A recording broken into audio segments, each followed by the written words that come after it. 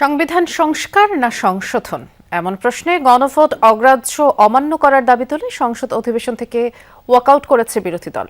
প্রথম অধিবেশনের ষষ্ঠ দিনে জামায়াত এনসিপির সংসদ সদস্যরা অধিবেশন চলাকালে একযোগে বেরিয়ে যান। পরে সংবাদ সম্মেলনে গণভোটের রায় বাস্তবায়নের দাবিতে রাজপথে কর্মসূচি হুঁশিয়ারি দেন বিরোধী দলীয় নেতা। অন্যদিকে স্বরাষ্ট্রমন্ত্রী জানান, এটা কোনো সিদ্ধান্ত, প্রস্তাব বা বিলের উপর আলোচনা ছিল না।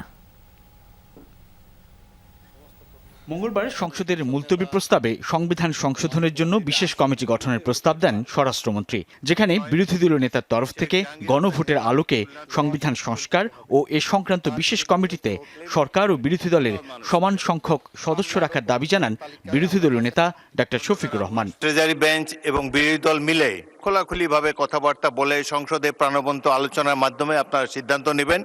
বুধবারের অধিবেশনে আসরের নামাজে বিরতির পর শুরু হয় আবারও মুলতবি প্রস্তাবের উপর আলোচনা। গেল দিনের আলোচনায় আইনমন্ত্রী বিরোধী দলীয় নেতার বক্তব্য ভুলভাবে উপস্থাপন করেছেন বলে দাবি জানান তিনি। সেই সঙ্গে গণভোট বাস্তবায়নের প্রতিকার পাননি জানিয়ে ওয়াকআউটের সিদ্ধান্তও জানান সংসদকে। যে বিষয়টা নির্বাচনের আগে সরকারি দল বিরোধী দল সবাই একমত হয়েছিলাম, এর সপক্ষে কথাও বলেছি, ক্যাম্পেইন করেছি। আমরা প্রতিকার যে পেলাম না, এতে আমরা না, এতে দেশবাসীর তাদের রায়ের প্রতিফলন হলো না, মূল্যায়ন হলো না। আমরা বিরোধী দলে বসে এই অবমূল্যায়ন আমরা মেনে নিতে পারি না। এই জন্য তার প্রতিবাদে আমরা ওয়াকআউট করছি।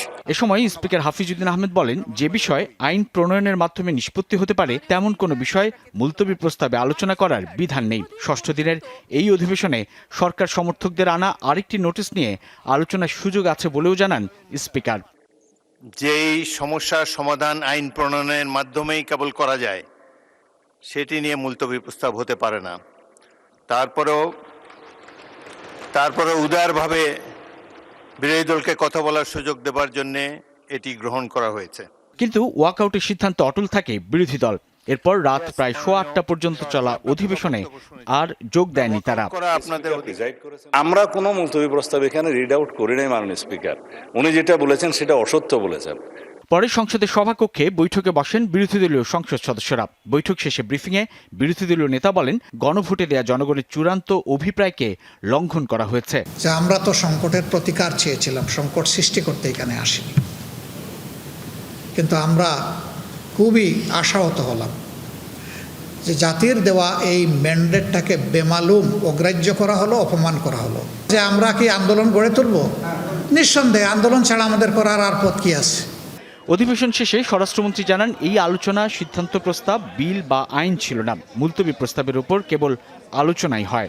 সিদ্ধান্ত প্রস্তাব নয়, এটা আলোচনার জন্য মুলতবি প্রস্তাবের উপর আলোচনা তো হয়েছে, টকড আউট, আলোচিত হয়েছে। এটা কোনো সিদ্ধান্ত প্রস্তাব নয়, এটা কোনো বিল উত্থাপন নয়, এটা কোনো আইন উত্থাপিত হয়নি। এর উপরে কোনো সিদ্ধান্ত হতে পারে না।